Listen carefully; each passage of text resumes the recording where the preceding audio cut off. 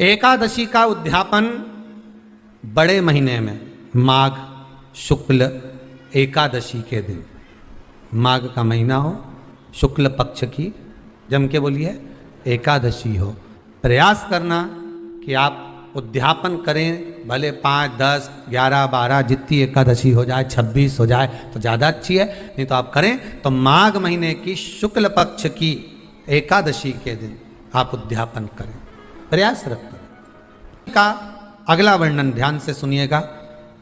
मान लो आपने एकादशी का उद्यापन में बाद में करूं नहीं करूं, श्वास का कोई भरोसा है?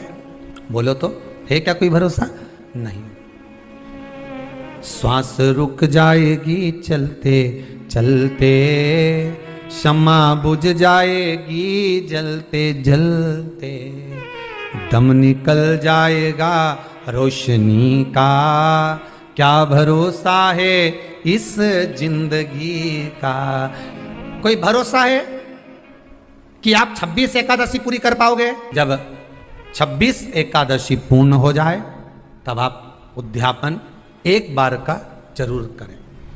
किसी के मृत्यु के बाद आपने जो एकादशी दी है, जैसे कोई परदादा गए, दादा गए, कोई बुजुर्ग गया, पंडित जी ने कहा एकादशी का दान दो, आपने दे दी 5 एकादशी, 4 एकादशी, 3 एकादशी, 2 एकादशी, आपने जो एकादशी दी है, मना नहीं, दो और देना चाहिए। दान धर्म पुण्य तो करते रहना चाहिए, जब मन मिले तब कर दो, मौका मिले तब करो। तो एकादशी जो आपने दी है, और आपने किसी जीव को एकादशी दी है जो चला गया है, उस जीव को जब एकादशी दे देते हो, उसकी 11 एकादशी, 5 एकादशी, 3 एकादशी जितनी आपने दी है उतनी पूरी हो जाती है।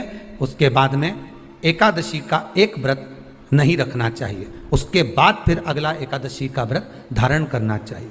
वापिस फिर पुनः तो क्या करोगे उस दिन? जिस दिन आपने एकादशी जीव को दे दी, 5 एकादशी दी, तो छठी एकादशी पे क्या करोगे उसको? ये नहीं कि आपको अन्न खाना है, आपको व्रत नहीं रखना, पर आपको अन्न का सेवन नहीं करना। उस दिन दूध की सामग्री, कोई फ्रूट्स, कोई फल आपको उस दिन ग्रहण कर लेना, पर आपको ये नहीं करना है कि हमने तो एकादशी करी नहीं है आज, तो हम अन्न खा लेंगे। नहीं, कथा में वर्णन आया था, कल कथा में कहा था, मुर को जब मारने का समय आया, पाप सामने आ गया, भगवान ने उस पाप को किस में ले जाकर छोड़ा? पाप पुरुष को अन्न के भीतर। पाप पुरुष कहां गया? अन्न के भीतर। एकादशी के दिन एक दिन पाप पुरुष अन्न के भीतर रहता। एकादशी का अगला वर्णन ध्यान से सुनिएगा। मान लो आपने एकादशी का उद्यापन में बाद में करूं नहीं करूं, श्वास का कोई भरोसा है? बोलो तो, है क्या कोई भरोसा? नहीं।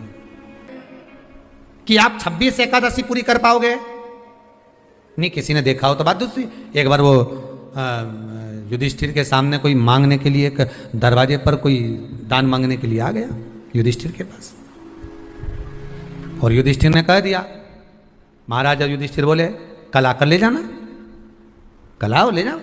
भीम ने एक ढोल उठाया और बजाना प्रारंभ करा, और ऐसा बजाया कि सारे लोग इकट्ठे हो गए। सबने पूछा हुआ क्या भीम, कौन सी खुशी की बात है, बात क्या है? तो भीम बोले मेरे भैया ने काल को जीत लिया। काल को जीत लिया मतलब मेरे भैया बोले कि कल आ जाना, हम तुमको दान दे देंगे। मतलब मेरे भैया जानते हैं कि कल तक मरेंगे नहीं, प्राण नहीं छूटेगा, मतलब इन्हें काल को जीता।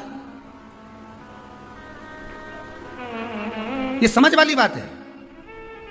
आप हो, हम हो, कोई भी संसार का मनुष्य काल को नहीं जीता। जन्म मरण परण 3 भगवान के हाथ में है। जन्म मरण परण 3 शिव के हाथ है, मेरे भगवान के हाथ में। 3 भगवान के पास में है, 3 वो भगवान के पास रहेगा।